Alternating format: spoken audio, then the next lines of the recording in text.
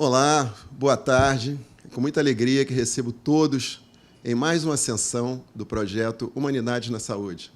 Um projeto Ricardo Cruz, criado pelo nosso saudoso mestre, que já está na sua sessão 118, com 9 anos de projeto, com a curadoria de Denise Loreto e Edmar Lessa e a minha coordenação. Hoje estamos aqui para mais um debate empolgante, falando da saúde do curador. Agora damos também as boas-vindas à população que está nos assistindo agora através do nosso Instagram, do Humanidade na Saúde. Muito bem-vindos. Agradecendo mais uma vez o patrocínio do Hospital Samaritano Botafogo, a esta sessão, a este projeto, há tantos anos, que já vão 9 anos, né? Estamos na sessão 118. Essa sessão, a nossa curadoria, Denise Loreto, foi buscar nos alfarrábios do Ricardo, que, com sua obsessão e sua organização, já tinha deixado muita coisa pronta quando nos deixou, e tinha um tema muito interessante, que era a saúde do curador. E isso remontava a diversas considerações que beiravam até a mitologia, né? Eu, que sou cirurgião, nunca tinha tido a curiosidade, né, de ver a origem da palavra. O francês vem de chirurgie e vem de Quiros, que, na verdade, é um personagem mitológico, que era um curador, mas que, ao mesmo tempo, tinha sido ferido, semelhante a Aquiles, ele equivale a Aquiles, mais ou menos, na Grécia, né? E aí, tem diversas vertentes, né, de que o curador ferido teria uma sensibilidade melhor para curar melhor, ou que o curador não é capaz de se curar, e como ele faz para se curar, quem procurar para ele se curar. Então, são diversas vertentes em que a gente vai tecer comentários nessa reunião. Estamos com 2 convidados de alto nível. Eu vou apresentando-os à medida que forem falando. O primeiro convidado, o professor Elias Nobel, já temos uma relação de longa data. Professor Elias Nobel, nada mais, nada menos que o fundador dos maiores e mais importantes CTIs do Brasil, o CTI do Hospital Albert Einstein, chefiou durante muitos anos, está lá no hospital há 50 anos, pelo menos, cardiologista, tem uma clínica grande de atendimento em São Paulo, e eu trouxe com a ideia de que ele nos passasse essa ideia dele como um médico experiente, do cuidado que ele teve com muitos de seus pacientes curadores. E essa é a ideia que a gente queria. Obrigado, professor Elias Nobel, por mais uma vez aceitar um convite meu, de pronto, e estar disponível para nos dividir conosco sua experiência. Por favor, professor Elias Nobel. Bom dia a todos, bom dia, Ricardo, bom dia a todos os amigos. É realmente um grande prazer participar dessas suas reuniões, que já são tradicionais, já participei outras vezes, mas eu confesso que quando eu recebi esse convite para falar desse assunto, do médico, cuidando de um médico, no final das contas é isso, eu achei que nós íamos bater um papo num grupo assim muito grande. De qualquer maneira, eu nunca pensei assim que... Eu já dei aula de tantas coisas que eu ia chegar a falar desse assunto, embora pudesse ser bem viável, né? É um assunto. Falar sobre um médico cuidando de um outro médico, eu posso enxergar isso sobre vários aspectos. Eu, como médico, cuidando de um médico, e eu, como médico, sendo cuidado por um outro médico. Eu já sou formado formei em 67, são 57 anos, e na minha carreira eu passei por várias fases. Eu sou um clínico clássico de formação. Eu me formei numa época em que nós tínhamos os grandes professores lá na Escola Paulista de Medicina. Quando eu me formei, eu tinha um estetoscópio, um aparelho de pressão, um oftalmoscópio e um eletrocardiógrafo, mais nada, e uma radioscopia. E eu sou um privilegiado porque eu vivi toda essa evolução, o lançamento, a criação de serviços, de UTI. Eu e alguns colegas somos pioneiros de criação de UTI no Brasil. e a aquisição, a incorporação dessas tecnologias, ecocardiograma, tomografia, ressonância, coronariografia, enfim, um mundo. Agora, nessa minha evolução como médico, eu pude cuidar de outros cuidadores, outros médicos.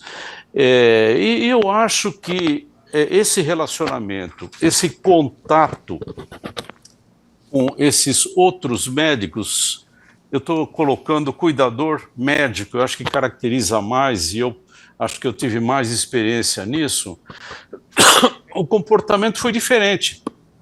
Quando eu era formado 10, 15, 20 anos, quando eu era formado 30 anos, 40 anos, 50 anos.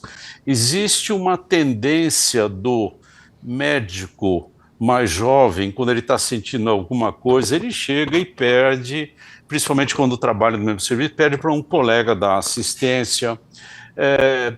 E o tempo, à medida que o tempo vai passando, você começa a ser solicitado por colegas de fora da instituição e mesmo dentro da instituição.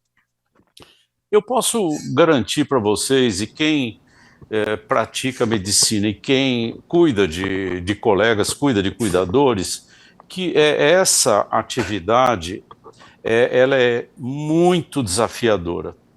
Existem muitos aspectos na relação de um médico com outro médico. Eu costumo dizer que existem alguns pacientes que é muito difícil a gente cuidar, porque além do cuidado que a gente tem do ponto de vista profissional médico, nós temos que ter alguns cuidados em relação ao nível social do paciente, é uma realidade.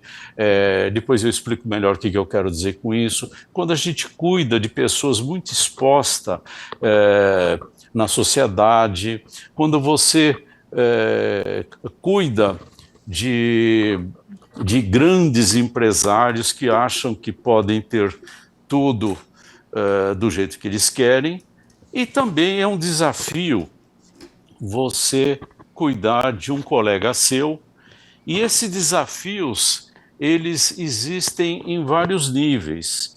Existem alguns níveis alguns aspectos de relacionamento, de confidencialidade, de adesão, da liberdade que o colega quer ter com você, do cuidado que você tem que ter, principalmente em relação a fazer o melhor e ajudar o colega sem deixar de se preocupar com alguma eventual falha sua, algum erro seu, alguma coisa que você deixa escapar e que, em relação a um outro colega, pode ter uma série de repercussões. É muito melhor melhor entre aspas, você atender um paciente que vem, que você não conhece, que você coloca a sua postura, coloca a sua orientação, e ele, depois que ele sai do consultório, ele vai decidir se ele quer fazer aquilo ou não. Com o colega que você atende, você tem aquele colega que veio de fora porque ouviu falar seu nome e, em geral, o colega da própria instituição. O colega da própria instituição, você está atuando com alguém do teu ambiente de trabalho. Existe o problema do tempo, da formalidade que você vai adotar nesse relacionamento. E eu já tive muitas vezes situações em que o colega chegava para mim, em outros tempos, né? E falava, olha, eu estou sentindo isso, o que você acha? Vem cá, vou dar uma olhada, tal. E às vezes isso não foi a melhor atitude, não foi a melhor postura. E já faz mais de 20, 30 anos, uns 20, 25 anos, que quando algum colega chega até a mim e quer conversar de algum assunto médico, eu sempre digo a ele, olha, o nosso relacionamento de trabalho é agora, se você quiser uma consulta, ela tem que ser formal. Eu não vou fazer consulta para você no corredor, você ligue lá no consultório, eu vou te atender da melhor forma possível. No começo eu tive gente que não gostou muito disso, porque ele acha, pelo fato de ser colega seu, de trabalhar junto com você, ele tem toda a liberdade. E você cuidar de um colega, realmente algumas barreiras acabam sendo ultrapassadas, e isso prejudica o relacionamento médico-paciente, isso pode prejudicar o tratamento. O seu colega, ele acaba tendo a liberdade, entre aspas, de telefonar para você a qualquer hora do dia ou da noite, não para tirar dúvidas importantes, mas às vezes para bater um papo, olha, eu tomei aquilo, mas você não acha, tal. Quando a gente fala do relacionamento de duas pessoas, eu não vou invadir a apresentação do nosso colega Eli, que é psiquiatra, que entende isso sobejamente mais, mas são duas personalidades que vão se interrelacionar. Atendendo um paciente, eu posso ser um sujeito mais agradável, eu posso ser um sujeito mais minucioso, eu posso ser mais sério, eu posso ser mais rígido, eu posso ser mais chato. Isso daqui tudo pode acontecer com o médico. Vocês conhecem colegas que não sorriem, outros que sorriem demais, outros que são mais rigorosos. Então, é um indivíduo que é profissional, que tem uma personalidade, que tem uma característica, que vai atender um outro indivíduo que tem uma outra característica, e essa outra característica, eu acabei classificando isso por minha conta, baseado numa classificação que eu vi uma vez, de um assunto que eu acabei já dando muitas aulas, até fora do Brasil, sobre os pacientes e a família, difficult patients, difficult families, famílias difíceis, pacientes difíceis. Então, do mesmo jeito que você tem um paciente que é agressivo, que é histérico, você tem um colega que ele pode ser um colega muito questionador. Você vai chegar a falar para ele, olha, você vai tomar esse remédio para pressão. Mas eu não sinto nada. Quer dizer, um colega que não conhece o assunto e que ele questiona, ele tem aquele princípio, ele tem aquela postura de questionar. Mas o meu colesterol está só um pouquinho, eu vou fazer dieta. Não, mas a dieta só não vai resolver, você precisa tomar uma estatina. Mas a estatina dá tantas coisas. Pois é, mas você tem que tentar. Mas eu gostaria, não gostaria não. Essa é a conduta. Então, você também tem que ter uma paciência maior, você tem que ser bem didático, você não pode ferir a susceptibilidade, a capacidade do indivíduo, o fato dele ser um colega seu, dizendo que muitas vezes que ele não entende nada. Eu pego pacientes, médicas, que passam em ginecologistas, e elas são ótimas, são excelentes, mas elas não sabem os meandros, os detalhes de um tratamento cardiológico, de um controle de pressão, de um controle de colesterol, e isso acontece muito, vocês sabem, os pacientes, principalmente as mulheres, acabam fazendo seu check-up anual e também esse tratamento metabólico, de hipertensão, etc. Você tem aquele indivíduo, aquele colega, que ele tem um perfil, entre aspas, histérico. O que é o perfil histérico? Isso eu tomei, como eu já disse, daquele conceito do relacionamento médico-paciente. É aquele indivíduo que quando... por exemplo, eu tenho alguns pacientes assim, eles têm alguma arritmia, algumas extrasístoles, eles ficam assim numa polvorosa. Quer dizer que eu vou ter um infarto? Porque eles não conhecem o assunto, e mesmo aqueles que conhecem, eles não têm o conhecimento suficiente, e na hora eles realmente têm uma falta de controle e manifestam isso no relacionamento, te ligando, te telefonando, comparecendo. Aí você sugere para o indivíduo fazer um exame, ele faz o exame, aparece umas 30, 40, 50, 100, 200, 300 extrasístoles num holter, aí ele fica totalmente apavorado. Então você tem que ter uma paciência e tem que explicar, mas nem sempre isso é suficiente. Eu vou fazer um parênteses aqui dizendo o seguinte: eu sou um indivíduo que sou fã incondicional da psicologia. Eu já fiz terapia em outras épocas, já fiz terapia ortodoxa, freudiana, já fiz junguiana, e nós somos introdutores aqui no Brasil, e em muitos lugares, dos psicólogos, de atuação de psicólogos em UTI. Temos livros aqui, livro de psicologia, humanização, enfim. O relacionamento de duas pessoas tem uma conotação psicológica importante, a personalidade de cada um. E esses pacientes, principalmente esses pacientes que são muito preocupados, que, como eu chamei de personalidade, entre aspas, histérica, não sei se o nome é mais adequado, esse você tem que ter um cuidado maior, porque a conversa, o suporte que você pode dar para esse paciente, na verdade ele tem que ter um suporte de um psicólogo, às vezes é mais importante do que você dar um remédio para abolir aquelas arritmias que não são malignas, são arritmias, inclusive que um dos critérios de tratar essas arritmias é quando o paciente sente, porque está cheio de gente que tem essas arritmias e não trata. Agora, tem aquele indivíduo que vem e que você descobre alguma alteração nele, eu sou hipertenso, ou eu estou com aquela imagem no pulmão, então ele acaba ficando realmente muito preocupado e ele acaba ficando complexado, ele acaba ficando muito passivo no tratamento, ele acaba ficando dependente, ele acaba te requisitando, mas você vê que é uma dependente excessiva de algum problema que ele tem, e ele não tem aquela personalidade, aquela estrutura para enfrentar a doença, como ele faz com o paciente e sugere para o paciente dele. Tem aquele paciente que ele é colega, que ele é ultra colaborador.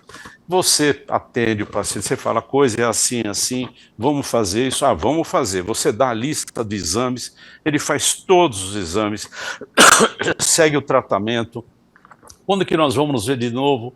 Vamos ver daqui tanto tempo, ele volta depois de algum tempo, você confere, e você, nesse caso, como ele é um indivíduo que confia demais, adere muito ao tratamento, acaba sendo um certo peso também para você, porque você tem que retribuir isso, você tem que retribuir essa confiança, você tem que dar essa atenção, e muitas vezes a gente acaba encaminhando para um especialista, os outros também, sempre que necessário, para dar esse suporte para esse paciente. Agora tem aqueles que falam, olha, eu não vou tomar isso porque eu não acredito nisso, tal, eu não vou tomar esse remédio para essa pressão, eu acho que não é o caso, tal, eu vou fazer uma dieta para isso, tal. Eu já tive gente, colegas aqui no consultório, que são aqueles colegas ótimos, são sensacionais, muito engraçados até, nos corredores do hospital, e a gente chega e conversa com ele, olha, você tem arritmia cardíaca, você tem que parar bebida alcoólica, etc, etc. Ou você tem uma síndrome metabólica, você tem que emagrecer. E passa um mês, passa 2 meses, ele volta, olha, eu estou tomando porque eu acho que não faz mal, e eu tenho um prazer tanto, olha, eu sou um sommelier, e agora eu sou um gourmet, eu estou fazendo cada, estou até pensando em ser um chefe. E você fica investindo o seu trabalho, e você, é um tempo que você se dedica a um outro colega. E a responsabilidade, porque todos acabam sabendo que você está cuidando dele e o paciente acaba não aderindo ao tratamento, ele acaba não fazendo exercício, não dou muita importância a isso, e continua comendo, continua engordando, continua bebendo, e eu sempre tolerei isso até uma certa fase da minha profissão. Eu já tive colegas aqui no consultório e falei, olha, nós já conversamos sobre esse assunto, você tem que seguir isso para a gente poder continuar a tratando. E ele veio 1, 2, 3 vezes e eu tive que chegar e falar para ele, olha, o teu problema é obesidade, você procura um outro colega para tratar a tua obesidade, porque eu não sou especialista nisso, quando você resolver, você volta. Não gostou muito, mas acabou sentindo, e eu também não posso, ninguém pode assumir essa responsabilidade. E tem aquele indivíduo que não acredita em nada, ele vem se consultar porque a família pressionou, porque outros pressionaram, e ele acaba não fazendo nada, e você acaba, assim, se dedicando e não tendo nenhum retorno em relação a isso. Toda vez que você cuida de alguém, ou que é um sujeito muito importante, um político, um governador, ou um grande empresário que poderia consultar qualquer um, ou um colega, esse relacionamento, essa atenção, pelo menos no meu caso, gera uma ansiedade. Eu tenho que fazer do bom e do melhor. Muitas vezes, nesse tipo de relacionamento, o menor trabalho é o trabalho do ponto de vista médico. Às vezes, esses problemas de relacionamento social, garantir uma confidencialidade do tratamento, a adesão que o paciente tem, isso às vezes é um problema maior. E o médico, nós temos também uma outra responsabilidade muito grande. Como que nós vamos lidar com um paciente que tem problemas pessoais, nem sempre problemas, mas tem aspectos pessoais que têm que ser muito sigilosos? Por exemplo, eu sou o paciente falando, olha, eu bebo, e você acaba tirando na história que ele é um alcoólatra, ou ele é um drogado, ele é um dependente de drogas, ou ele vem aqui e se nega a fazer qualquer exame urológico, ou no fundo ele acaba dizendo, se revelando que ele tem uma tendência homossexual. Enfim, tudo isso é muito importante, você manter a confidencialidade, manter o sigilo, como tem que manter com qualquer paciente, só que com o colega é um pouco mais difícil isso, porque principalmente com o colega que você encontra no dia a dia no hospital. Como eu já disse, tem aqueles colegas que vêm de outros lugares, outras cidades, você dá uma opinião, olha, você tem que colocar stent e tal, você trata do paciente, depois você não tem um contato muito grande. Agora, aqueles que você encontra no dia a dia, existe aquilo que eu disse, que é a liberdade que o indivíduo passa no corredor e fala, putz, eu não sei se isso está dando certo, sabe, eu queria isso, queria aquilo.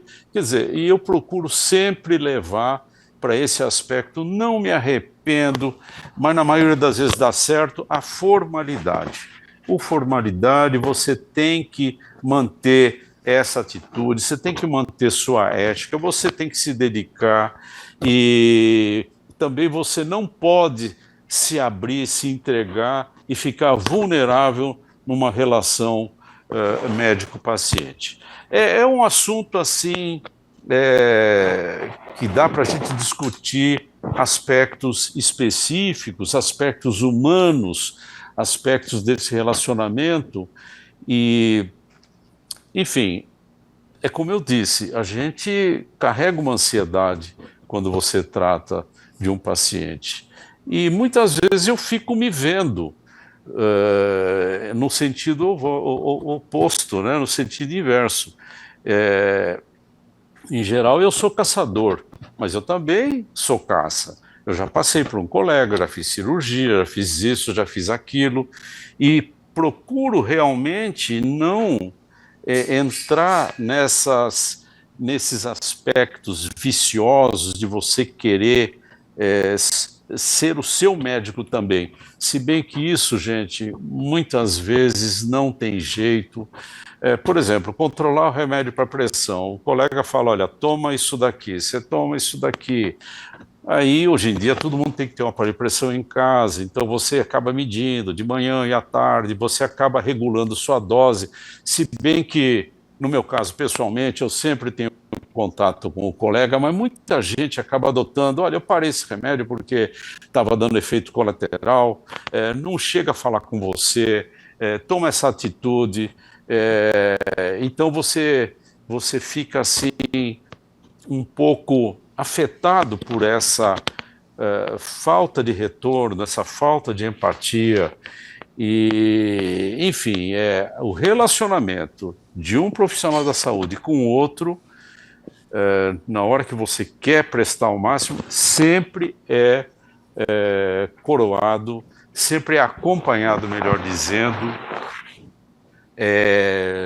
de uma certa ansiedade, alguns obstáculos. Isso vai depender, além da personalidade, do nível de cultura do paciente, a educação que ele teve. É diferente você cuidar. Imagine cuidar de um médico e no Japão cuidando de outro médico. É um relacionamento diferente do que a gente tem num país que é mais liberal, um país que é maravilhoso, mas que a gente tem esse tipo de comportamento, esse tipo de relacionamento com as pessoas.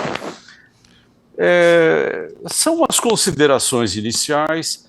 Eu acho que depois a gente pode trazer algumas considerações mais específicas, alguns exemplos de relacionamento que eu tenho que dar, mas realmente é um desafio você tratar de um VIP, você tratar de um político, um empresário e de um profissional colega seu.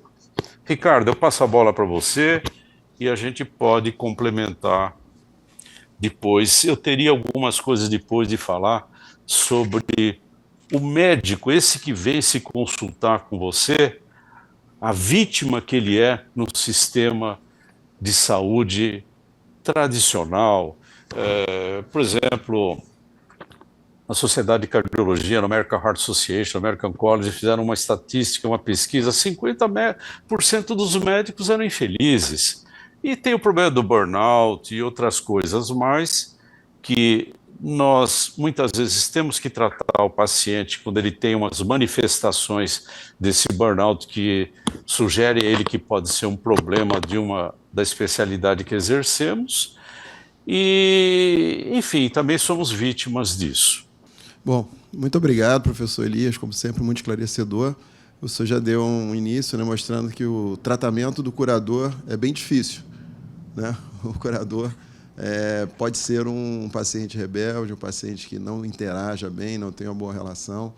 E aí já começa a ter umas dicas, né, de nós, curadores, todos profissionais da saúde, né, quando procurarmos tratamento, primeiro procurarmos, caímos na real de que temos que procurar, não somos incuráveis, não somos inatingíveis, e procurarmos e nos entregarmos ao nosso curador, né, e não tentarmos interferir ou sermos curadores juntos com o nosso curador, né, se fiz entender.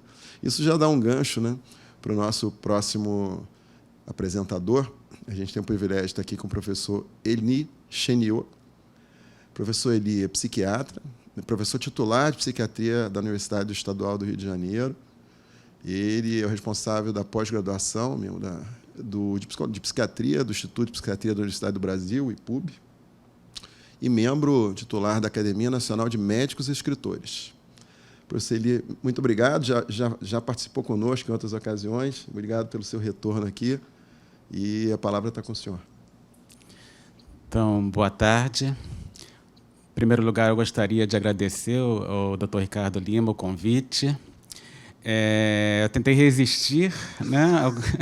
Eu sou convincente, mas tudo bem. Que eu vi como um desafio, nunca tinha me pensado muito a respeito dessa questão sobre a qual eu vou falar, mas acabei aceitando, estou aqui, onde já estive 2 vezes, antes por convite do Dr. Ricardo Cruz. Fico feliz que o projeto tenha tido segmento. Que bom. Então, acho que vão ser exibidos meus slides, né? Eric, acho que passar os slides do professor Eli. Pode colocar a apresentação dele. Então, saúde do curador. Eu vou falar especialmente sobre a saúde mental do psiquiatra. E a apresentação do Dr. Elias, que me antecedeu, me fez lembrar uma coisa que é muito óbvia para mim, né? Os piores pacientes para o médico são os outros médicos. Se for psiquiatra, então, no meu caso, é em horror, porque eles discordam do tratamento, não querem fazer isso, não querem fazer aquilo, discordam do diagnóstico. Quase nunca dá certo quando eu tento tratar de algum colega. Em primeiro lugar, a questão da palavra curador. Eu fui pegar o dicionário lá em casa, que é o Ruais, é uma edição antiga, né? Mas só dá duas definições. Primeiro, no sentido jurídico, né, de curatela, né? O indivíduo está interditado, isso em psiquiatria é muito comum. Então, tem alguém que assume, né, a responsabilidade pelas questões civis daquele indivíduo, é o curador dele. Ou em relação à arte, exposições, né, tem o curador, né, faz a curadoria em museu, em exposições, etc. Depois eu entendi, o curador deve ser um médico mesmo, um profissional de saúde. Então, aquele que cura ou tenta curar, porque curar em medicina é uma coisa rara.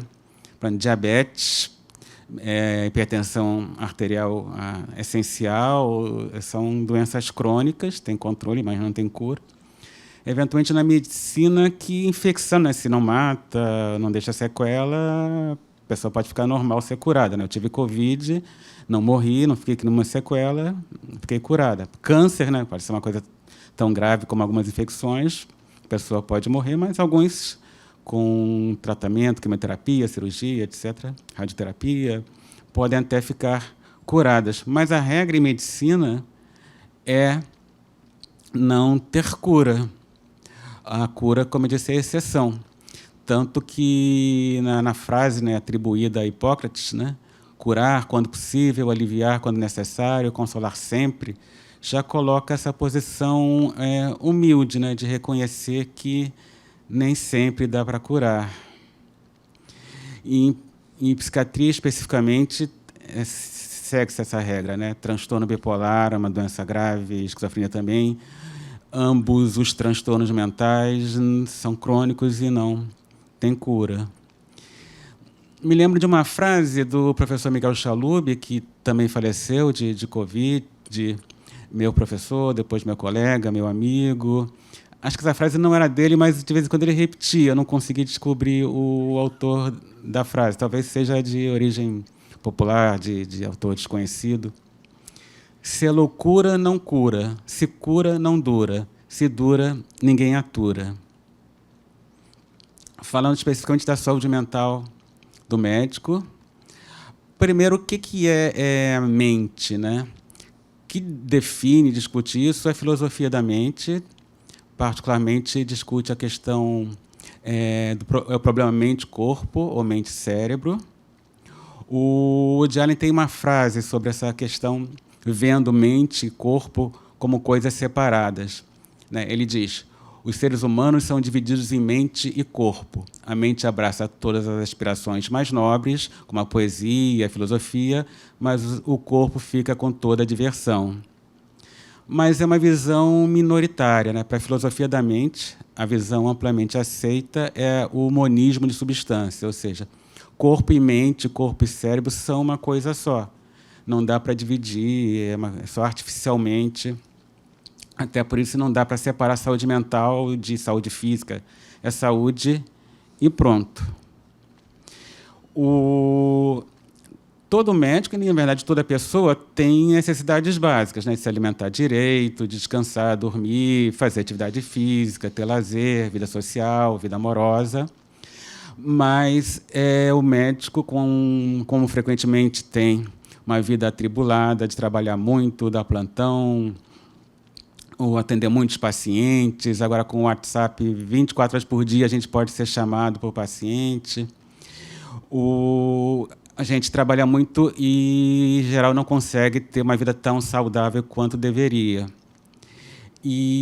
Mas, além disso, o médico tem algumas questões específicas assim, dele, né, como médico, né, outras profissões que se trabalha muito também pode haver o mesmo tipo de dificuldade de ter uma vida saudável. O médico lida muito com o sofrimento e a morte de pacientes, né? E isso afeta, né, quase sempre o médico.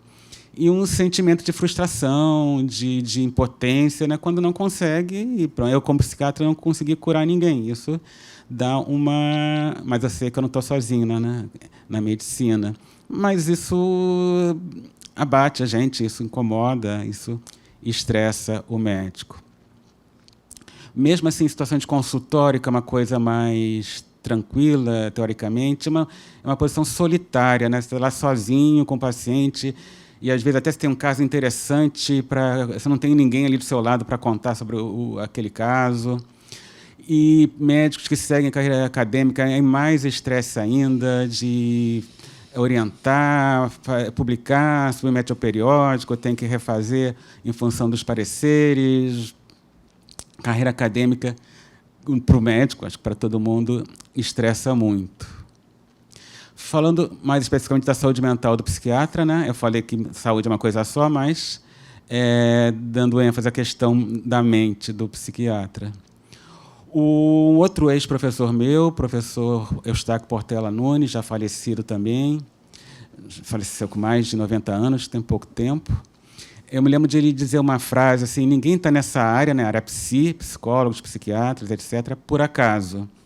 Certamente, uma coisa que a gente observa que nós, da área psi, temos parafusos a menos, né? A gente como que busca um autoconhecimento, né, em relação aos problemas mentais, psicológicos, ou tenta uma cura. Então, a doença mental atrai pessoas com, no mínimo, dificuldades emocionais ou, em situações mais graves, doenças mentais mais graves. Tem estudos que mostram que os médicos têm taxas de suicídio superiores, bem superiores à da população geral. Tem estudos que falam 5 vezes mais. E, entre os médicos, os que mais se matam, né, as taxas de suicídio são maiores entre os anestesistas e os psiquiatras em segundo lugar. Em relação à loucura do médico, do psiquiatra, tem o famoso conto de Machado de Assis, O Alienista, que é a história do Simão Bacamarte, no interior aqui do estado do Rio, agora esqueci o nome da cidade, que alienista, como se chamavam, né, os psiquiatras antigamente, né, o médico de alienados mentais. Ele começou a cismar que todo mundo na cidade era louco e internando todo mundo no hospício, né, que se chamava Casa Verde, até que no final ele mesmo começou a achar estranho. Pô, se todo mundo é louco, chegou à conclusão que não, que só ele deu alta para todo mundo e se internou na Casa Verde, ficou sozinho, morreu lá na Casa Verde. Para os psiquiatras como eu, que fizeram formação psicanalítica, a gente tem essa obrigatoriedade de ser analisado, né? De a gente submeter ao tratamento psicanalítico, faz parte da formação, é obrigatório. Isso, sem dúvida, contribui, né, para compreender os pacientes, para poder tratar melhor os pacientes, mas a psicanálise está cada vez menos praticada, menos pessoas procuram tratamento em função de várias coisas, não só o avanço da psicofarmacoterapia, o surgimento de novas formas de psicoterapia, mas também a maioria dos psiquiatras não faz formação psicanalítica. E, em geral, não procuram, a não ser por razões pessoais, não são obrigados, só alguns vão procurar um tratamento psicanalítico, um tratamento psicoterápico, o que poderia ser importante na sua prática psiquiátrica. A psiquiatria tem algumas peculiaridades em sua prática, né, em coisas diferentes quando a gente compara com outras especialidades médicas. Tem uma coisa assim que é terrível para o psiquiatra, né, para alguns, pelo menos para mim, é que existe a ideia que doença mental não existe. Então, não deveria existir o psiquiatra, porque o psiquiatra trata doença mental. Talvez para muitos das pessoas que estejam me ouvindo pareça um absurdo, mas é uma ideia muito forte na década de 1960, mas muito forte hoje em dia também, né? Como muita gente negava, né, a eficácia das vacinas, da vacina contra a Covid. Muita gente, não são as mesmas pessoas, dizem que doença mental não existe, que o louco meramente é uma pessoa diferente, revolucionária, uma pessoa incompreendida, que é um questionador, meramente diferente. Surgiu até o termo psicodiversidade.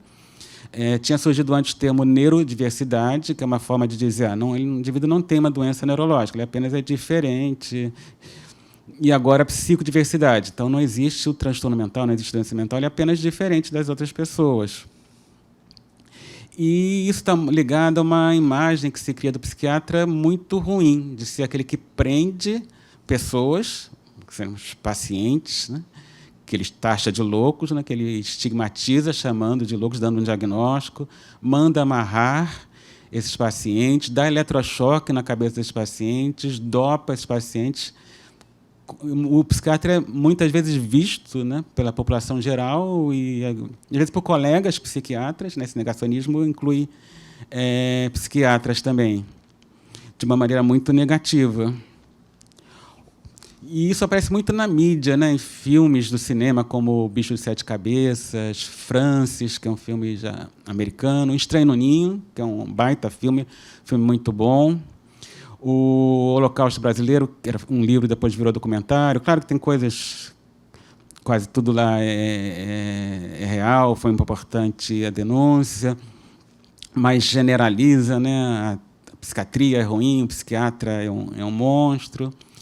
Para a gente lembrar um outro filmaço, né, Silêncio dos Inocentes, quem era o vilão? Né? O ator foi Anthony Hopkins, era o Hannibal Lecter, que era assassino e canibal. Qual era a profissão dele? Era médico. Qual a especialidade? Psiquiatra. Além disso, o paciente psiquiátrico ele sofre muito estigma, muito preconceito, né? Tem se chamado isso de psicofobia, que eu acho que é uma palavra mal formulada. A rigor, etimologicamente, seria aversão à mente. Talvez chamar de psicopatofobia iria expressar melhor esse conceito, né, de estigmatizar, de preconceito contra os doentes mentais. Mas que é um preconceito que afeta o psiquiatra também, não só o paciente. Eu que trabalho em hospital geral, né, na UERJ, a gente tem lá o Hospital Universitário Pedro Ernesto, a gente vê como os médicos não psiquiatras lidam mal com pacientes psiquiátricos. Então, o paciente, sei lá, tem transtorno bipolar, esquizofrenia, etc., ele está na enfermaria de cardiologia, de ortopedia, os médicos de lá ficam desesperados, tirem esse paciente daqui, ele não pode ficar aqui, ele tem doença mental, e querem levar o paciente para a psiquiatria, quando naquele momento ele não está nem com um problema agudo psiquiátrico, o problema lá é cardiológico, ortopédico, etc. É muito clara essa dificuldade entre os não psiquiatras de lidar com os pacientes psiquiatras. E existe um verdadeiro bullying, né, sem querer me vitimizar, contra os psiquiatras, e aquelas piadinhas. Me lembrei só de 3, preparando aqui a apresentação. Qual a diferença entre o neurótico, o psicótico e o psiquiatra? É que o neurótico constrói castelos no céu. O psicótico mora nesses castelos. E o psiquiatra cobra o aluguel. Diferença entre o louco e o psiquiatra, que o psiquiatra tem a chave. E, talvez a mais terrível, a diferença entre o clínico geral, o cirurgião e o psiquiatra. O clínico geral sabe tudo, mas não faz nada. O cirurgião não sabe nada, mas faz tudo. E o psiquiatra não sabe nada e não faz nada. O Ricardo citou o Quiron, né, da mitologia grega, mas foi porque eu dei uma cola para ele sem dúvida. Ontem. Mas eu também, até anteontem, eu não sabia nada sobre isso. Foi um colega meu, o Daniel Cunha, lá da UERJ, que me passou esse artigo, né, de um médico de família do Canadá, e com um artigo bem interessante, artigo de 2008, que ele cita até o Jung, psicanalista Jung, que, por sua vez, tinha citado o Quiron, né, que era um centauro da mitologia grega, que deu origem, no nome dele, à palavra cirurgia. Ele aprendeu a medicina com os deuses Apolo e Ártemis. Ele foi ferido por uma flecha, né? O Hércules, né, que atirou a flecha contra ele, ficou ferido. Aí, como o Quiron era um deus, ele não morreu. Mas, para sempre, ficou com a dor do ferimento. E ele se tornou um curandeiro lendário da Grécia Antiga e foi quem ensinou o Esculápio as práticas, né, de medicina, de cirurgia, e o Esculápio é considerado, né, na mitologia grega, o deus da medicina. Dentro dessa ideia de que é importante sofrer, ter ferimentos, para poder compreender a dor, o sofrimento do outro, né, dos nossos pacientes. Então, me curtam, me sigam no Instagram. Obrigado. Muito obrigado, professor Eli. A gente começou falando da saúde do curador, estou acabando preocupado com a saúde do psiquiatra aqui, porque realmente ele está sendo massacrado, né? Aqui. O Alienista é Itaguaí, a cidade, o livro, né? Exatamente. É muito boa, né, o livro da história do Machado de Assis. Professor Elias, vou puxar primeiro aqui pelo senhor, porque o senhor depois vai ter que sair um pouquinho mais cedo. A gente terminou falando disso aqui, né, de que o curador ferido, né, ou na nossa linguagem seria um curador que já passou pela experiência de paciente, como o senhor falou que passou, se torna um curador mais sensível, mais hábil. O que o senhor acha disso? O que o senhor tem a dizer sobre isso? Também é um assunto que a gente pode falar há muito tempo. Eu não sou a mesma pessoa comparada a 15 anos atrás, a 30, porque quando chega algum paciente, e ele fala que tem algum tipo de problema, seguramente existe uma grande chance de eu já ter visto isso, já ter vivenciado.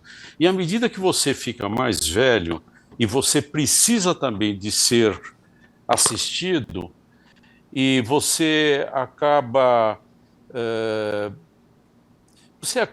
com o tempo, principalmente para quem trabalha na UTI, você acaba amadurecendo e acaba sentindo o seguinte: cada paciente que está lá naquele leito, ou uma criança, ou um adulto, ou um cardíaco, ou um transplantado tal, qualquer um daqueles pacientes podia ser um parente seu ou só você. E eu acabei me tocando muito com isso, e eu já falei, né, que eu estudei psicologia um pouquinho para o meu consumo, fiz terapia, então você acaba tendo uma sensibilidade maior. E a sensibilidade que eu tenho hoje, ela é muito grande, ela é muito grande. O que pode querer um profissional já formado há 57 anos, que vem todo dia ao hospital, visita pacientes internados, discute os casos? O que a gente pode querer nessa fase do que ajudar uma outra pessoa? É bom a gente ver casos interessantes, a gente vê todo dia, mas quando vem alguém aqui no meu consultório, o que menos importa, mesmo eu sendo um profissional, é o que eu vou receber de uma forma de recompensação monetária. O que talvez o psiquiatra, o professor pode entender melhor. Se quando um paciente que eu atendo aqui, ele fica bem, ele está bem, isso é muito bom para ele. Mas acho que meu ego fica bem massageado com isso, eu acabo me sentindo melhor. Olha, o espelho fala para mim, olha, você viu que você ainda consegue ajudar alguém. Então, ajudar o próximo, deixando de lado a poesia, é uma coisa muito importante. Eu acho que é uma coisa que nós temos inerente, e isso daqui acaba aflorando conforme os problemas que você tem na vida, e a idade acaba te trazendo essa sensibilidade. Um colega que eu cuido às vezes, e ele tem alguns problemas, arritmia, na hora que você trata ele, você cruza com ele, às vezes, em um outro ambiente, e o sujeito te agradece e tal. Isso é muito importante, e é um grande prazer, para a gente. Então, eu acho que tudo isso daqui é muito importante no relacionamento profissional. Que conselho o senhor daria? Porque o senhor comentou que é difícil curar o curador, né? Curar, digamos, até tratar, né? Por diversas dificuldades, né? Todos os curadores, né? Nós, todos os profissionais de saúde que estamos aqui ouvindo, que vamos assistir, né? De que maneira a gente pode se conscientizar melhor disso, de receber melhor essa realidade que a gente está factível a ficar doente, e aceitar melhor que a gente precisa ser tratado? O que você acha que pode, da outra parte? Eu né? acho que a gente tem que conversar muito esse assunto entre os profissionais da saúde, entre os médicos, no caso aqui. Eu vou dar 2 exemplos de 2 vivências que eu tive. Eu estou num ambiente que eu tenho tudo que eu preciso. Eu tenho gente muito capaz, como vocês também. Eu tenho toda a tecnologia, eu sou bem atendido. Uma vez, eu tive um problema ortopédico. E eu peguei um colega muito capacitado nisso. Esse colega, ele até fez uma coisa que depois eu falei para ele que ele nunca devia fazer isso. Eu falei para ele, eu quero marcar a consulta no seu consultório. Não, não, não, eu vou até a sua sala. Bom, ele insistiu, tanto veio. Isso nunca pode ser feito. Você tem que ir até o lugar onde você vai buscar o auxílio. E foi feito um diagnóstico brilhante. Oh, é isso, é isso, é isso, é isso, é isso. Mas não dá para fazer cirurgia, não dá nada, tal. Você tem que fazer fisioterapia. Pronto. Atendeu, falou isso. E eu fiquei pensando, porque eu sou um paciente. E eu me imaginei no lugar dele se eu teria feito aquilo.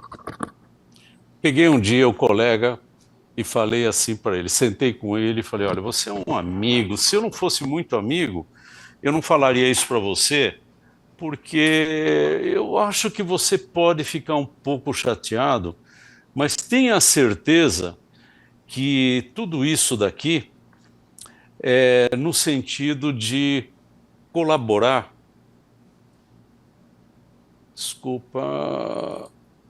Colaborar com você, que é mais novo, para o seu aprendizado. Eu sou um paciente, eu fui até você. Você me falou que é isso, que não dava para operar, tal. Eu falei que eu tinha dor. E daí, o que você fez para mim? Qual foi tua orientação? Cadê tua orientação com detalhes? Cadê tua receita? Cadê o remédio que eu vou tomar? Eu continuo com a dor, você fez o diagnóstico e você discutiu um caso com um colega, mas eu não sou teu colega nessa hora, eu sou um paciente. Ah, o que você achou? Tal?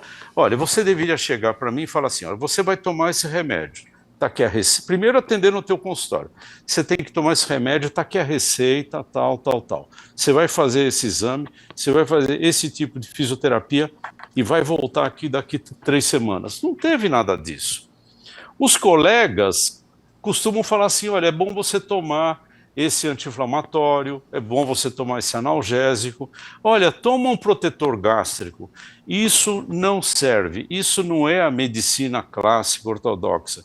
Você tem que tratar o paciente como paciente. O médico, quando está precisando, ele precisa de um colinho, ele precisa de um suporte medicamentoso ou um suporte emocional. Ele tem que saber que o melhor está sendo feito para ele, ele tem que saber que tem alguém que está dando uma assistência a ele. Não serve você falar assim, você toma um antibiótico, toma uma quinolona, ou toma uma cefuroxima, toma aí 7 dias, você vai ver que vai melhorar. Aí você, sabe, você tem que ser muito formal.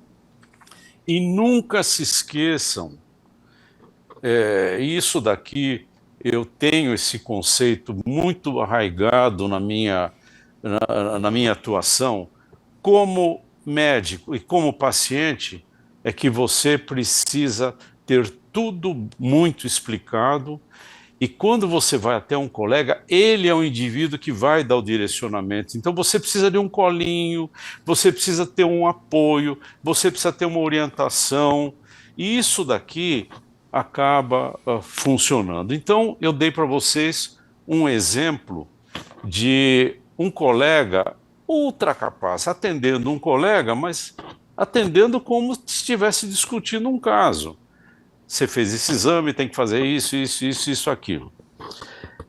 Olha, eu tenho um montão de vivências assim no relacionamento com colegas, mas tem uma que me marcou muito na vida. Há uns 20 e poucos anos atrás, eu tinha um colega que ele era um urologista e eu cheguei a encontrar ele algumas vezes no clube, ele jogando basquete, quer dizer, era um indivíduo que era bem robusto, mas praticava, tinha um desempenho físico muito bom. Com o tempo, ele foi engordando. E no âmbito aqui do hospital, eu vendo muitos colegas todos os dias, ele em especial, eu via que ele estava engordando, tinha filho ia estudar medicina, já estava estudando. E eu algumas vezes chamei ele na minha salinha e falei assim, olha, deixa eu falar uma coisa para você, não leve a mal, eu sou muito amigo teu, eu sou um pouco mais velho que você, mas você viu o que está acontecendo? Lembra aquele dia que eu vi você lá no clube jogando basquete? Agora você está gordo, você está cada dia mais gordo. Eu sei que eu estou assim, mas pode deixar que eu vou dar um jeito. E passou um ano, ele estava mais gordo, ele chegou a ter uma obesidade quase que mórbida. Algum tempo depois, ele faleceu. Mas ele não faleceu da obesidade. Ele era um indivíduo, um urologista, que descobriu uma neoplasia de próstata tardiamente. E ele começou a trabalhar de manhã, tarde à noite, de madrugada. Trabalhava assim como desesperado para deixar um sustento para a família, porque o caso dele não tinha solução. Foi até os Estados Unidos consultar, não tem solução. Não contou para ninguém isso daqui, só a esposa dele sabia, fez tratamento hormonal, ganhou peso, engordou, comeu mais, porque ele não queria ficar caquético, e eu querendo dar um conselho com a melhor das intenções, olha, você está engordando, tal. Olha só o que acontece ao lado da gente no dia a dia. Tem gente que está andando ao teu lado, que está mancando, ou que está um pouco mais triste, ou que está um pouco mais deprimido. A gente acaba não sabendo o que está acontecendo no mundo dessas outras pessoas, como esse colega.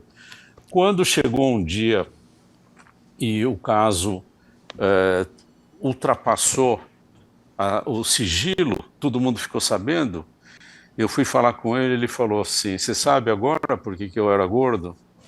Era por isso. Eu não sabia o que fazer, foi realmente uma lição de vida. Então, cada dia, não tem um dia que a gente não aprende alguma coisa em medicina. Não tem um dia que a gente não aprende alguma coisa com a vivência, na vida, com os amigos, com a família, com esse mundo terrível, o que está acontecendo agora no mundo. Todo dia a gente aprende. E a gente aprende todo dia alguma coisa nesse relacionamento, nas doenças que a gente vai adquirindo, porque quanto mais você vive, mais problemas você tem, a gente sabe disso. E aquele colega que está passando ao lado da gente, que às vezes você chefia, ele também pode ter algum problema. Por isso que eu digo que com o tempo, com a experiência, você acaba ficando mais sensível, você acaba analisando com um pouco mais de censura, um pouco mais de critério.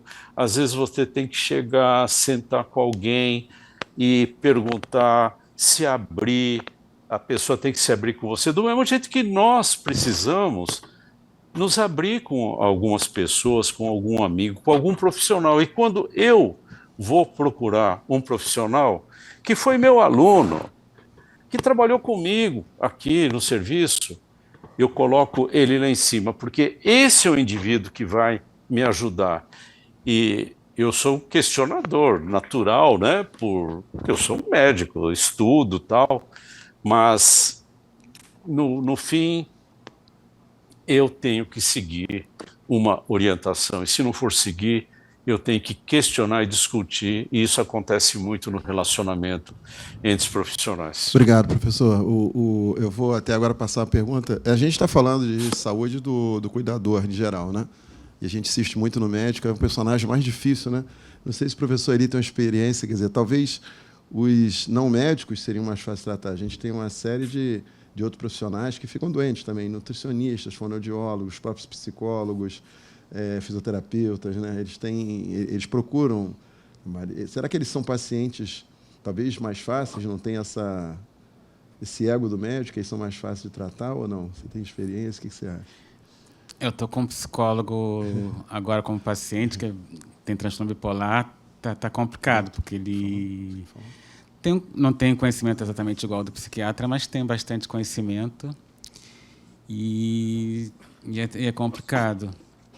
Mas, como eu falei, mas os psiquiatras são os campeões, assim, como os piores pacientes para o tratamento psiquiátrico, porque eles querem dar palpite. Por que não usa um outro antidepressivo em vez desse? Por que não faz isso? Por que não faz aquilo? Tem certeza que esse é o diagnóstico? E minha experiência, acho que 100% dos casos foi ruim, tratando colegas psiquiatras, né? Médico, de uma forma geral, já é complicado, mas psiquiatra, mais ainda. Muito difícil, né? E você acha que a terapia pode ajudar isso? Em que ponto a terapia pode ser importante para esses profissionais? Terapia pode ser boa para tudo, não especificamente para isso, né? Mas a pessoa lidar com estresse, com adoecimento, mas eu acho que é inevitável. Se eu tivesse um problema psiquiátrico grave, eu também ia querer discutir com o meu psiquiatra, ia querer achar que eu sei mais do que ele. Acho que isso é inevitável. A psicoterapia não iria resolver esse tipo de coisa, não. A gente estava falando isso, e aqui um dos colegas que participou aqui, né, a Genise, ela falou da importância, né, da reabilitação, né, fonoaudiólogo e tal, dos estresses que tem também, né, porque a gente está ali lidando talvez só vida e morte, cura ou não cura, mas tem diversos estresses intermediários, né, se o paciente fala ou não fala, se vai comer, se não vai comer, se tem gastrostomia ou não. Então, esses profissionais de saúde, em geral, sofrem um estresse grande também por parte da família, né, questionamentos, dúvidas, né? Então, acho que é importante eles também procurarem suporte, né? Não só na saúde física, como na saúde mental também, né? Eles sofrem uma pressão muito grande, né? Pelo que você... Eu não entendi bem. Eles quem? Não. Todos os profissionais que eu estou falando de saúde, né? Eu estou falando, eles têm os seus estresses específicos. Né? Mas sei lá, bancário. Bancário é um horror. Já tratei de alguns bancários, eles não podem errar. Então, e agora, com informatização cada vez maior, estão perdendo os empregos. Tem muito, não é só médico que é estressado, não. Estou dizendo, mas o profissional de saúde, de uma maneira geral, é lógico que se for plotar para piloto de avião, né, é um negócio que ali é o cara que está mais preocupado, porque ele erra e ele também, se ele errar, ele vai junto. Né? Mas, de uma maneira geral, todos têm estresse. A gente não comporta que a gente é detentor único do estresse na vida, né? Mas o profissional da saúde, de uma maneira geral, tem sido muito demandado ultimamente, né? Porque as pessoas estão mais doentes, mais idosas, né? As decisões estão mais difíceis, né? Os pacientes estão sobrevivendo, inclusive em limbos, né? Que a gente questiona, né? Hoje é um dia, até para defisar, isso é outra discussão, né? O que é a vida, né? Tem uma pessoa viva, respirando, mas com uma série de aparelhos, uma série de suportes, né? E aí está um estresse. Até eu coloquei com a Denise, a gente estava conversando antes. Hoje você tem um outro curador, né? Você tem o familiar, que é um curador, né? O paciente fica em casa com 2 familiares tomando conta dele, né? Ajudando da alimentação, ajudando a cuidar. Quer dizer, ele virou um curador também familiar, né? E sofre estresse por isso, né? Em psiquiatria, às vezes, o doente, né, não é nem idoso, né? O esquizofrênico, adolescente, o transtorno bipolar é adolescente. Aí são os pais, né, indivíduos que nunca trabalharam, nunca saíram de casa. Então, desde cedo, são os pais cuidando, financiando e desesperados quando entram em crise. Eu lembrei de um filme, voltando um pouco uma questão anterior. Eu não lembro o nome do filme, mas é com William Hurt. Eu ia falar dele aqui. O filme em inglês chama The Doctor, mas em português ele é... caramba, eu lembrei no início da sessão para falar aqui, um golpe do destino, em português. É muito bom isso aí. É um médico que fica doente. Ele é um médico, ele é cirurgião, né? A gente brinca aqui em cirurgião, que cirurgião é uma especialidade com superlativo, né? É a única especialidade que tem superlativo, né? Não tem clinicão, pediatrão, né? Então tem o cirurgião, ele já tem um ego, eu posso falar à vontade porque eu sou cirurgião, por isso que eu estou falando, né? Então ele é um cirurgião que, como o ego inflado, ele trata todos de uma maneira informal, né? E tal. E ele até brinca muito com um médico, um especialista lá, que no final, eu lembrei o que o professor Elias falou, na hora que ele resolveu ser operado, existia um grande expert, ele aí ficou com uma lesão de laringe, foi procurar um expert, e no final ele resolveu chamar aquele cara que ele brincava, bulinava, perseguia lá, porque esse que era o cara que ele teve melhor afetividade, melhor empatia, né? Foi o próprio professor Elias falou, às vezes não é o melhor especialista de todos, mas é o cara bom que você tem empatia. Até perguntaram aqui o quanto que essa individualismo, essa competitividade, o mundo atual, né, interfere nisso, né, no comportamento do médico. Você acha que tem uma coisa... Há 50 anos não seria assim, o cuidador se deixaria cuidar melhor, ou hoje está muito mais difícil do que isso? Eu acho que vai ser sempre um problema o médico como o paciente, mas eu acho que a medicina está cada vez mais técnica, né, e menos humana. Então, uma coisa que os pacientes buscam, né, tem aquela série House, né? Você comentou, queria comentar que tecnicamente era ótimo, né? Quer dizer, fazia mil besteiras, dava certo. Sim. Mas se fosse um personagem real, aquilo ele devia ser preso, né? Totalmente antiético ele fazia. Na coisa, né? do assédio, né, de tudo, né, do comportamento, não está... Não, e os riscos, né, que ele corria, na verdade o paciente que corria, né, com as ideias dele. Mas era empatia zero com o paciente, né? Ele até criticava o negócio de segurar a mão do paciente, não vai fazer com que ele melhore. Mas os pacientes têm essa necessidade, né, de, pelo menos metaforicamente, que segurem as mãos deles, né? A gente interessante, a gente está com uma estudante de medicina aqui, que ela fala, Júlia Werneck Paulino, eu até a conheço, filha aqui do nosso Rodrigo Paulino, aqui do hospital, e ela fala que vai se formar no fim do ano, né? Vai fazer clínica médica, está muito animada, mas já está preocupada com a saúde mental dela, antes de começar a trabalhar já, por causa da carga horária, plantões, sobrecarga emocional. E aí ela pede conselhos, né? O que a gente poderia dar para ela de conselhos? Eu não tive acesso a esses detalhes, mas fizeram um estudo entre estudantes de medicina da UFRJ, a taxa assim, de sintomas psiquiátricos, de adoecimento, está um negócio impressionante. E parece ser alunos muito estressados. Acho que meu curso médico não foi assim, foi muito estressante, mas parece que a coisa está aumentando muito já no estudante de medicina. E o que fazer, né? Não sei. Acho que tem muito a fazer. Não saberia dizer muda isso, muda aquilo, mas com certeza dá para mudar muita coisa, né? Eu acho que não sei, professor Elias, que conselho o senhor daria para um estudante que está começando agora para ele se prevenir, saúde mental e física, de não cair nessa dificuldade? Primeira coisa que eu gostaria de sugerir a alguém que está se formando em medicina é o seguinte: a medicina é uma profissão extremamente envolvente e viciante.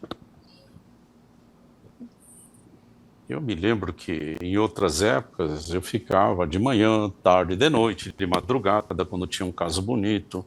Teve uma época da minha vida que eu dei 3 plantões noturnos por semana, não sei como...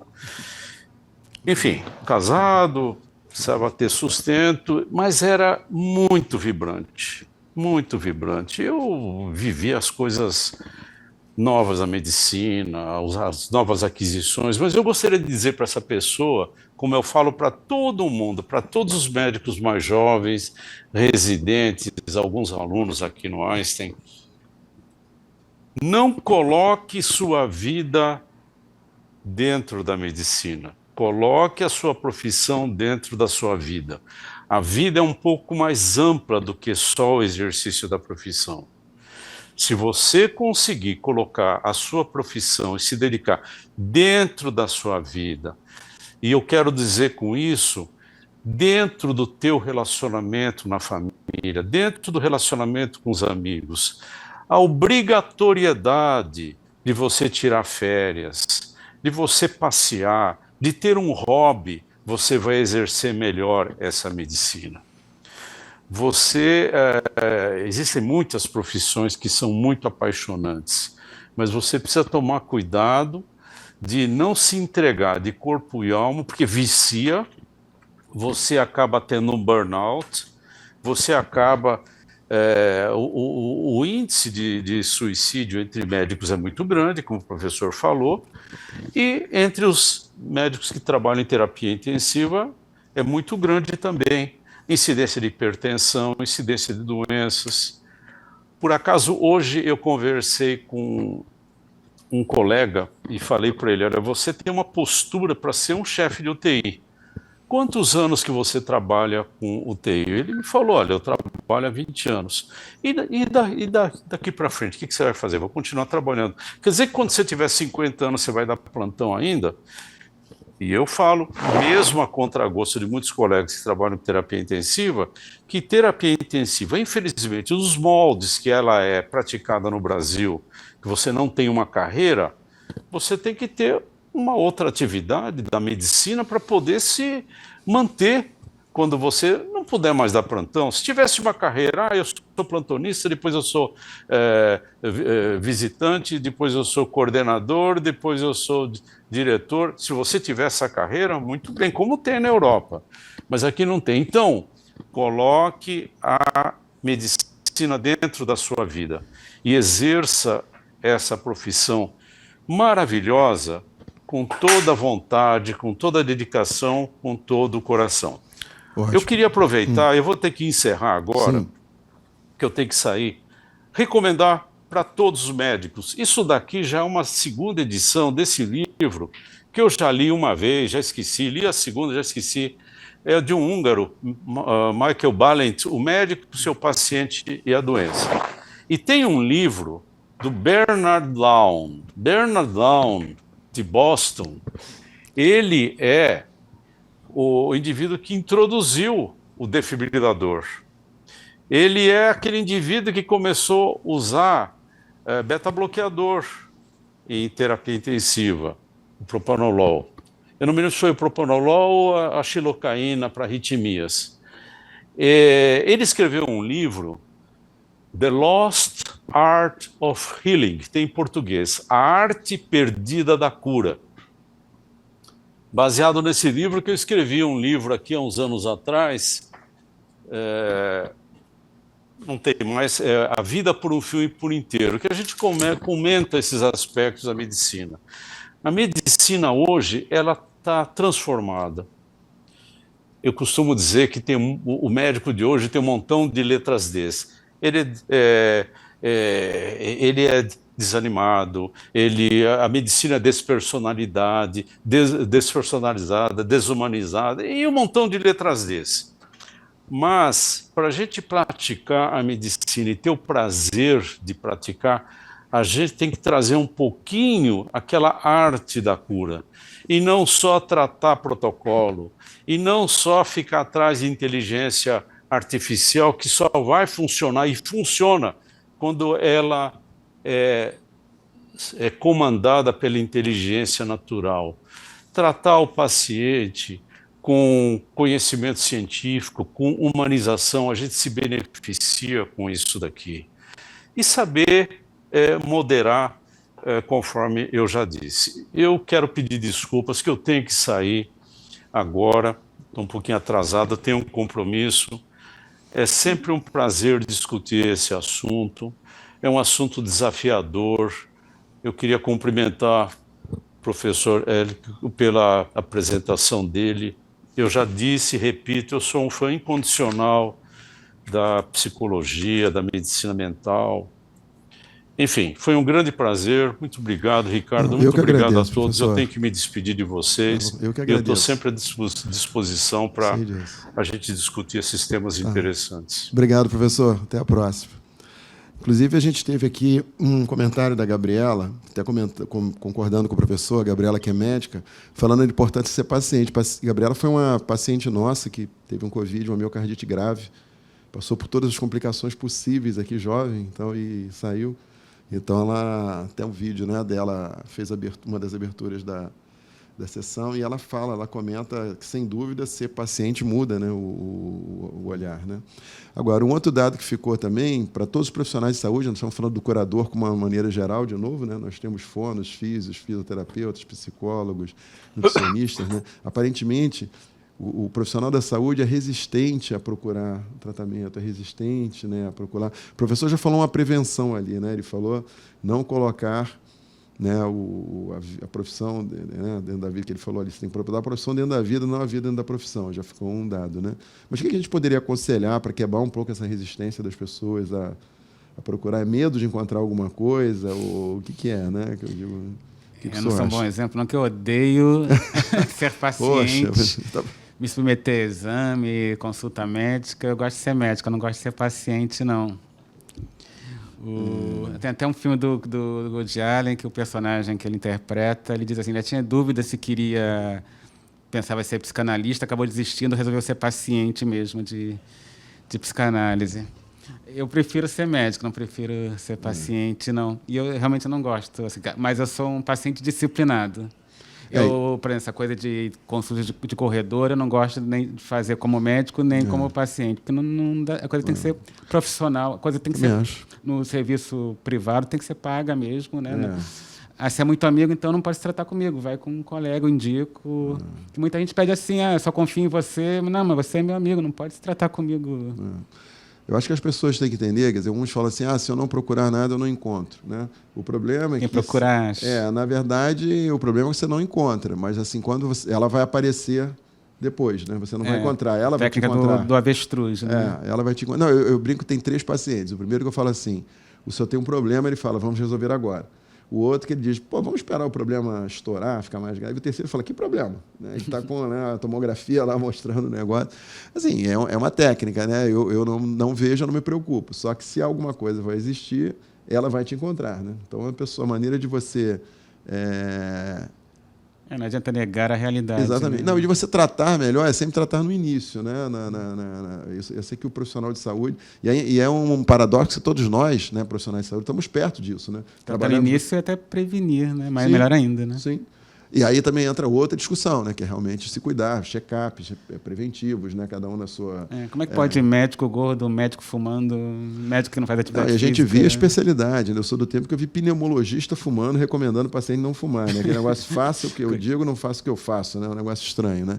E a gente sabe desde o início que o melhor tratamento é o exemplo. Né? A pessoa chega lá, encontra a pessoa saudável e já sei que diz, não, ele está se cuidando, então deve ser bom, né? Também, né? Como é que vai fazer isso, né? Perguntaram aqui o primeiro nome do livro, que livro que era o Alienista, que estavam perguntando, eu não sei qual foi o livro que perguntaram aqui. Perguntaram o nome do primeiro livro de novo, qual foi o livro que você citou? Você tem o Alienista, do Machado de Assis... Não, era do Dr. Elias. Era do Dr. Elias. Esse é o Michael Barnett. Não, eu acho que era do Dr. Elias também que eles queriam saber, mas a gente pergunta depois para o Dr. Elias. Ele citou do Michael Barnett, né, o médico. Foi o Michael Barnett. Paciente, sua doença, uma coisa assim, né? Eu lembro que eu estudei esse livro, estudei o Barnett na disciplina de psicologia médica. Anterior, né? E ele falou um anterior. Né? A Genise lembra aqui exatamente isso, que o leigo sofre menos. Né? Os profissionais da saúde sofrem mais, porque o problema é que você já tem conhecimento, você já começa a imaginar uma série de problemas. Tem aquela história da esmeraldite, né? Que as piores coisas acontecem quando o paciente é médico. Um professor meu já me ensinou muito isso. Né? Esmeraldite a gente chamava porque a pedra da formatura do médico originalmente era esmeralda. Né? Então, a esmeraldite era a doença do médico. Hoje a gente diz que é CRM positivo, né? Que a gente fala aqui. Né? E a gente... que é o CRM positivo. E aí, mas na verdade é isso, né? Quer dizer, como o médico, ou ele faz uma exceção para procurar um médico, ou quem vai tratar faz uma exceção para cuidar do outro, começa a ter os desvios do erro, né? Da norma. Né? A gente tem histórica aqui, tratamentos com o presidente da República, né? Que foram conduzidos de maneira irregular, né? Uma série de outras coisas assim que geraram... Foi aqui? Hã? Foi aqui? Foi. Também. Mas tem em outros lugares. Não é só presidente, né? Às vezes você vai tratar é diferente, né? Vou tratar um ministro. Você tem que tratar como uma pessoa comum. Lógico que ele tem diferenças de, sei lá.